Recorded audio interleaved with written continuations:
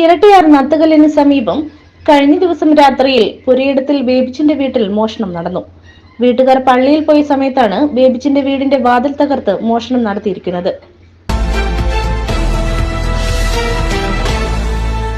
3 മോതിരവും 2 ജോഡി കമ്മലും 1 ലോക്കറ്റും ഉൾപ്പെടെ 2.5 പവന്റെ സ്വർണവും 5000 രൂപയുമാണ് നഷ്ടമായിരിക്കുന്നത്.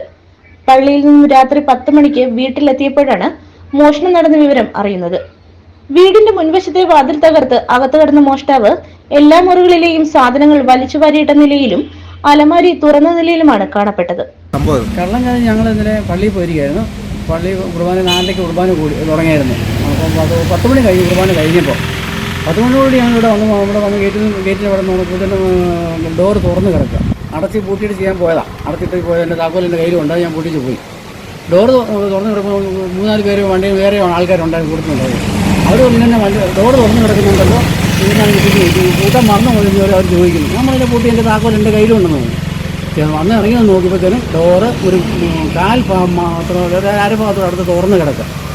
എന്നിട്ട് എന്തോ 2 തൂമ്പയുടെ കഷം കിടപ്പുണ്ട്, ഒരു തൂമ്പ കിടപ്പുണ്ട്, 2 കഷം പട്ടിക കഷം കിടപ്പുണ്ട്.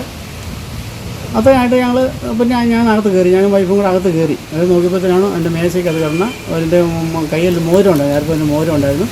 കുടുംബത്തിൻ്റെ കയ്യിൽ ഒരു 2 പവൻ മിച്ചമുള്ള കമ്മൽ, 2 മോതിരം ഇതൊക്കെ ഉണ്ടായിരുന്നു.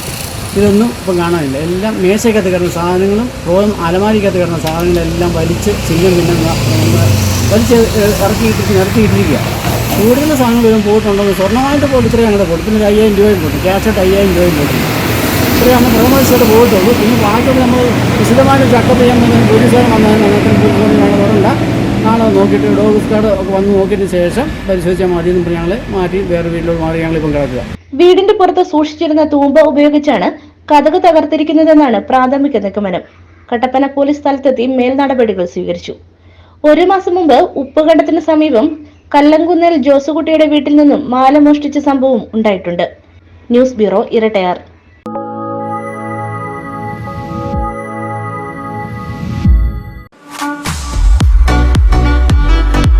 റെജി ലൈവ് ഇവന്റ്സ് ആധുനിക സാങ്കേതികവിദ്യയുടെ സഹായത്തോടെ ഹൈ ഡെഫിനിഷൻ ക്വാളിറ്റിയോടെ എല്ലാ പ്രോഗ്രാമുകളും തത്സമയം ലോകമെമ്പാടും എത്തിക്കുന്നു. കൂടുതൽ വിവരങ്ങൾക്കായി താഴെ കാണുന്ന നമ്പറിൽ ബന്ധപ്പെടുക.